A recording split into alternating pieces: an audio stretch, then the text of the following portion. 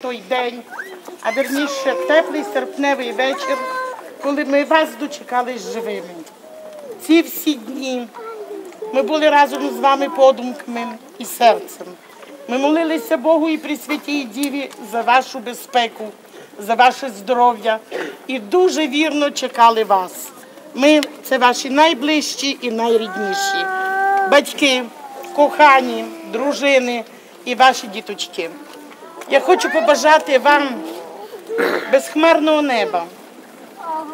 Ви гідно пройшли свій шлях, ви стали героями. Я хочу побажати вам теплої ранішньої роси. На кордоні вона тепла.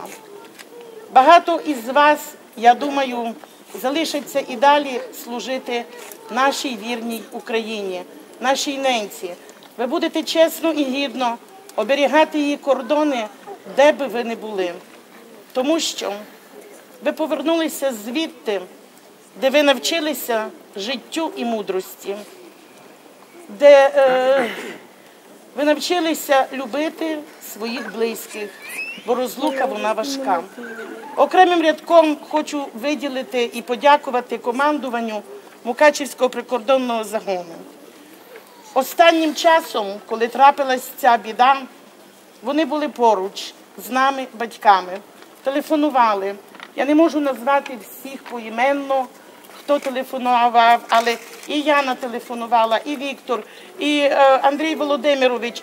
Майже кожного дня питалися, як ми, вірили, що ви повернетеся, вірили і ми в це. Я хочу вам побажати любові безмежної. Я хочу побажати вам мирного неба.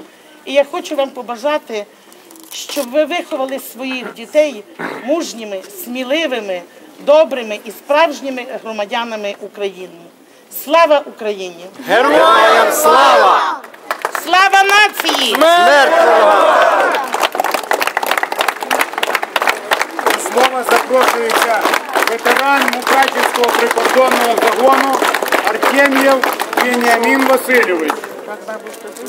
Товарищи бойцы, товарищи пограничники, уважаемые родители, жены, дети, присутствующие все.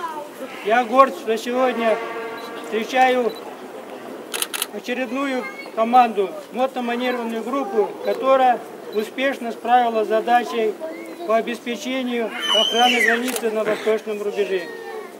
Вы сами еще не знаете, что вы совершили. История, наш народ оценит еще ту мужность, мужество, которое совершили наши пограничники. А вас будут еще слагать легенды, писать книги, ну, со временем, конечно. Я от имени ветеранской организации выражаю благодарность всему составу мотоманевренной группы за мужество, за героизм, что вы совершая на восточном рубеже, а командирам всех ступеней за сохранение здоровья своих подчиненных. Слава Украине!